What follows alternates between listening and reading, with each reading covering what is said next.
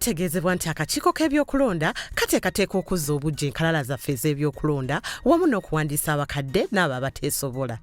Enteekateeka eno egenda kubeera ku buli muluka okwetooloola eggwanga lyonna okumala ennaku 20. Okutandika ng'ennaku z'omwezi 2 omwezi guno ogwa January 2025 okutuusa ng'ennaku z'omwezi 10 omwezi gwa February 2025 buli lunaku okuva ku ssaawa 2 ez'okumakya okutuusa ku ssaawa 12 ez'akawungeezi nga kw'otadde olw'omukaaga ne Sande awamu n'ennaku enkulu zonna.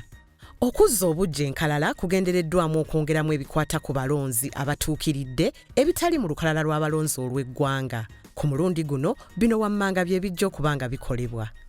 Okuwandiisa abalonzi abapya ate nga batuukiridde. Okukyusa ebiwandiiko ebikwata ku balonzi abandyagadde okukyusaamu ku bifo we balondera. Okutereeza ebikwata ku balonzi ebyawandiikibwa mu bukyamu. Then we also have another position for councillor for Kazo Angola. Akakiiko k'ebyokulonda olwaleero kalangiridde olw'13 omwezi ogwokusatu omwaka guno ng'olunaku olugenda okujjulizibwamu ekifo ky'omubaka wa Kawempe North ekyavaamu yali omubaka waakyo Muhammad Segirinya gye buvuddeko. Muhammad Segirinya eyali omubaka wa Kawempe North yafa omwezi oguwedde olwo ekifo kino ne kikala ekyawaliriza akakiiko kano okuddamu okutegeka okulonda mu kifo kino.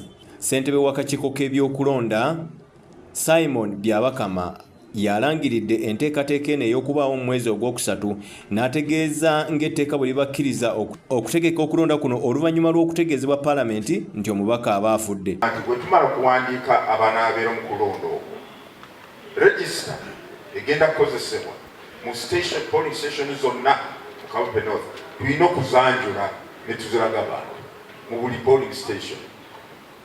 Ne tulaga nti polling station eno abagenda okukubira akalulu wano beegundi negundi.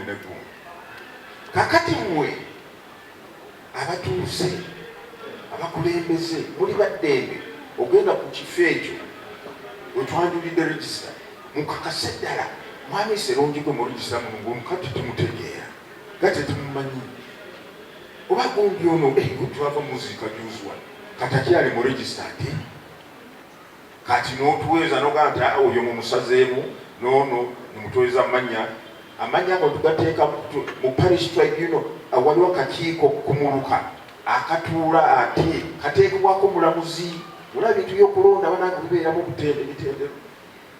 Wabula ssentebe Byabakama asabye bannakawempe bonna abaagala okwesimbawo okukuuma emirembe ate n'abalonzi okweyisa obulungi entegeka eno esobole okutambula obulungi. Abaali ekisolo temwalabayo temwalaba mmotoka etali kana abaali edokolo ehoyima n'ebitundu ebirala kati tugende tubirongoosa era njagala bakakasa nti omukalulu kano ke Kawempe North kasita twena tuba n'aba nekigenderwa kimu okubeera nakalwa k'emirembe akeerufu obwenkanya n'amazima ekijja okubeera era tujja okukwataganyiza wamu na Uganda Police Force okulaba nti ebikolobero byonna bizibibwa birimo okubeerawo okutaataganya ati okulonda kwaffe.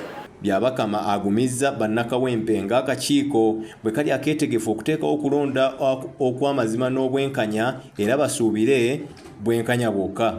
If you are a voter, you voted in Kawempe North in 2021. But earlier on, when we started the update, 20th January, you applied to go and vote in any other part, maybe in your home district or in a Ruwaga division.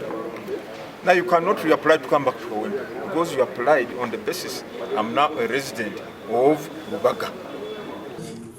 Omulamuzi Byabakama asabye abo abaneesimbawo okugoberera amateeka agafuga ebyokulonda okulonda kuno kusobole okuggwa mu mirembe.